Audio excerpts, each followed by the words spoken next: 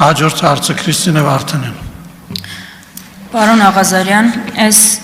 աշոտների, սլավիկների, աշոտիկների, արամների մեջ կորուման կարևոր դրվագներ։ Դուք բազմաթիվ հարցազրույցներում հայտարարել եք հրապարակային, որ մանդատը վայր դնելու համար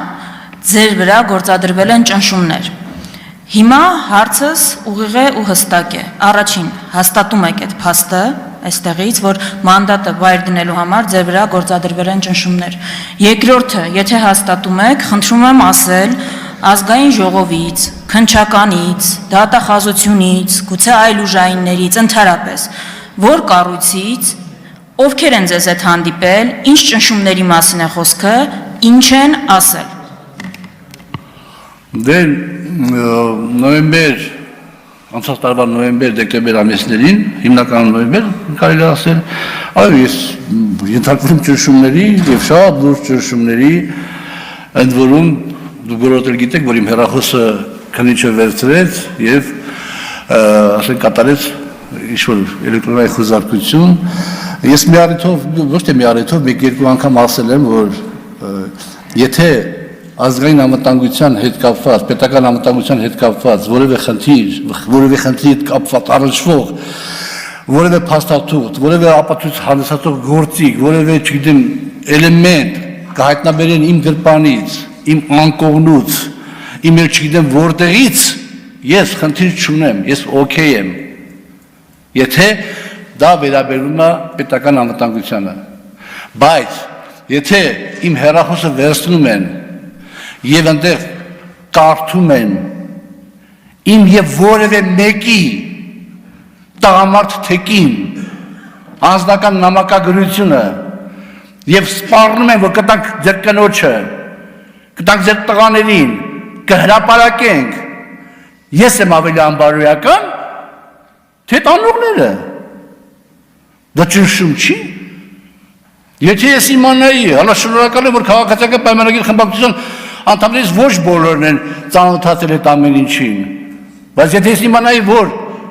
իմ նախկին գործընկերներին այնպիսի վիճակի մեջ կդնեմ, որ իրանք այդքան կիջնեն, որ կկարդան իմ անձնական նամակագրությունը, մի հատ էլ ինձ անբարոյական կասեն, ես առանց վարչապետի խնդրանքից մանդատից գարաժարվեի, որ այդպիսի վիճակ չլներ իմ նախկին գործընկերների համար։ Բա Քյարեմյանը ելույթ ունենում ասում է երկու հոգի զանգել են, ասում են, որ սենց է ձեր տղայի գործով։ Ես ասում եմ անուններ հրապարակեք,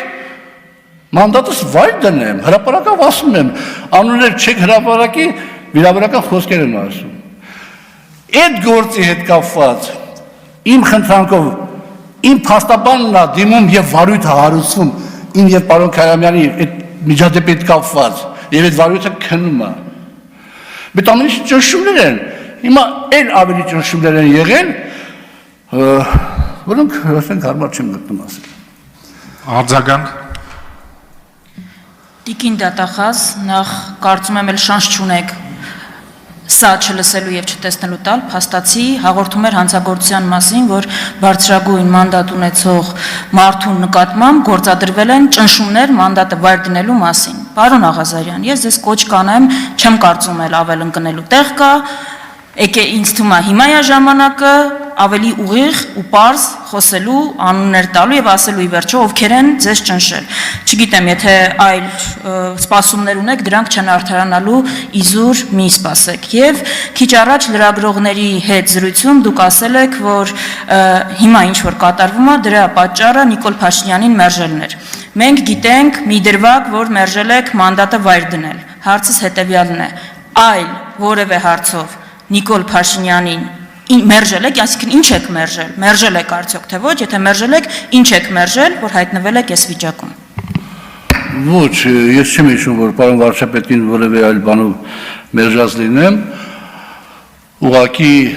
իմը տպավորություն ստեղծել եւ ես իր հետ այդ զրույցում ասել եմ, առանձին զրույցում ասել եմ այդ մասին, իմը տպավորություն ստեղծել, որ վերջի ժամանակներս իր վերաբերմունքը իմ հանդեպ փոխված է եւ ես այդ փոփոխությունը պայմանավորվել եմ նրանով, որ կներեք իհարկե հազար անգամ, որ ես, ասենք, միշտ հայտնի եմ եղել, սխալ թե ճիշտ կապ չունի դա, բայց ինքնուրույն տեսակետ արտահայտելու կամքով։ Եվ ես դա միշտ արել եմ իմ հասկանալով նորից հանուն թիմի, հանուն պետականության։ Կարող է սխալվել եմ, բան չեմ ասում, բայց այս նույն բոլոր իրավիճակներում ըստ երևույթին, որով մենք հայտնվել ենք, մեր պետությունը հայտնվել է եւ հայտնվել է վարչապետը, երևի թե իրեն արդեն այդպիսի գործիչներ պետք չեն։ Պարոն Աղազյան, արտահերթ հարց ես ունեմ։ Կխնդրեի պարզաբանել այս հետևյալ դրվագը լավ չհասկացա։ Դուք ասեցիք, որ Արամ Մկրտչյանը ձեզ $8,000 պարտք է տվել հիպոթեկով տուն գնելու թե վերականգնելու։